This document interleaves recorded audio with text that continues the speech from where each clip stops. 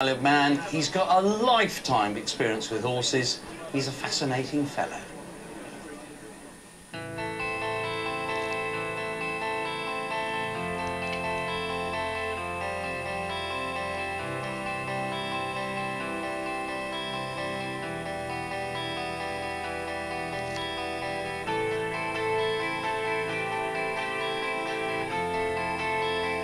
I was born in Woolwich. Sadly, there was war years initially. In those early years, children were evacuated and they went to a little complex built, which was nicknamed Little London.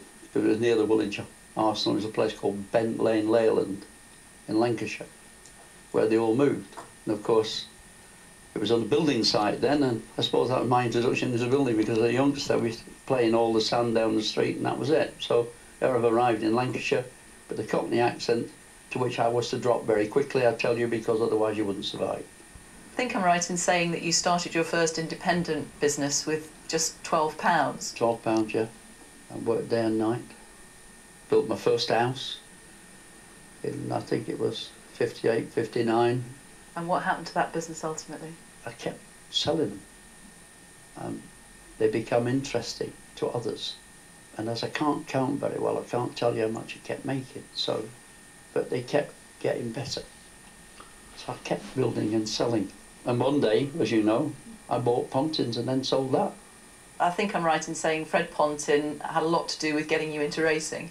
He did get me into racing. It was 1971. I was building a holiday village called, at Southport, called Ainsdale, Pontins Ainsdale. Eventually went on and built the Prestatin one. But there I was working away, and I got quite friendly. And of course he goes and buys this horse for about £12,000 called Specify. He goes up and he has his horse race in April, obviously.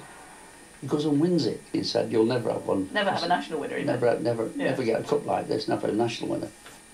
And he kept on about it, but never mind. He said, "I'll leave you mine. I'll leave you mine. You know, you'll never get one, so I'll leave you mine when I go." And away. He did. You've got his national trophy. I've got his trophy, yeah. Yeah. So you've had 2 national winners. It's a race that obviously means a huge amount to you. Hedgehunter won it back in 2005. What was that day like for you? That's just incredible. I mean, you only got to look at the faces of all those people. But it was incredible feeling. You don't forget those easily. And last year, Ballabriggs, again, particularly special because the McCain family, who, you know, you're a great supporter of Donald McCain, you're a long-standing friend of Ginger's, and it was just a magical day. It's just an incredible feeling, but you go there to win, and you want to win, and the only thing you don't want is anybody to get injured, and that's every owner. It's not just racehorses here on the Isle of Man, you've also got other endangered breeds, and you love being out with the horses, don't you? Oh yeah, we got Suffolk Punch 3. I think the last time I read in the paper that there was more giant pandas in the world than there are Suffolk Punches. So I thought that was a rather sad thing, but so I'm there with my Suffolk Punches. I'd love to keep the breed going. I've got some nice shires. I love shires. I've nipped onto the Isle of Man, been here a while, and I keep nipping the trophies. It must be wonderful for you, both from a business point of view and if you've had a great day's racing, to be able to come back here to the Isle of Man. If I'm kind of half retiring on the Isle of Man, anything that comes here should be half retired or retired. So I'm amongst friends. I've got them all with me. So it's lovely.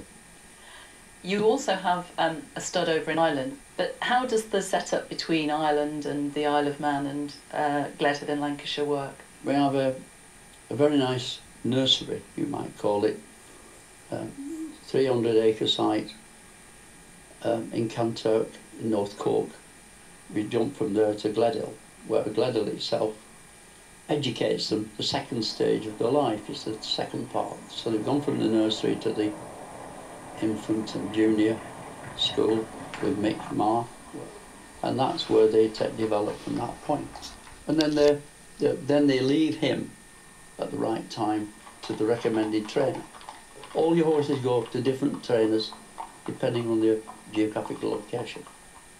It's not, I'm not into buying the £500,000 horse because it might win me a race next week. It just happens to be some people do that because that's their style, and maybe they're right. But I like to see them growing up. I like to be. Look at Balabriggs, all the way from being a little fella. No, it's nicer than that. The other thing that, again, a lot of people maybe don't realise that's very close to your heart are your charities. Well, it's been going on many, many years, my involvement in charities. I think the Red Cross dates back to 70s. NSPC's dates back many years. Princess Royal Trust for Carers. All these things are to help people who are less fortunate. And then last year, for your charity work, you were made a Commander of the Royal Victorian Order, a very rare award. You must have been very proud. Unbelievable.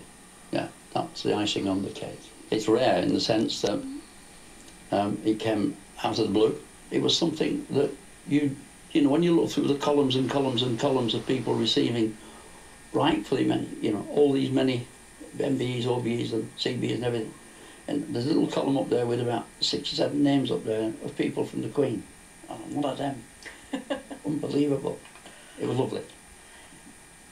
What, over the next, say, 5 years, would be your goals in racing? I'd love to win a Gold Cup. I'd love to have another crack at an NSA. I'd love to get that number 3 Grand National winner. In your office here, we're surrounded by some amazing racing trophies. Yeah. Just tell me about a few of them that are particularly special to you. I think they're all special. The horses that won them are all special. You can't split Edgehunter, Balabriggs, you can't split Trebogan and Albertus. You just don't. They're lovely. But Albertus Run, what a horse. And he wasn't dear. But he's dear to me in terms of it being a species, but a lovely animal. Lovely horse. And well named, I gather. Yeah, well, you see, there's a bit of humour in that because we had a young man working for us, been with me.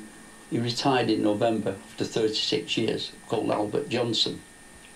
And I wanted to call it Albert, young Albert Arnold. And there was always been one. I said, no, send it back, send it back. And one day I said, well, where's Albert? Albert has run. Albert has run. Albert has run. I said, yeah, Albert has run. Albert has run. But he loves it. He backs it every time. Yeah, he's got more money than me now. And can he do it third Ryanair this year?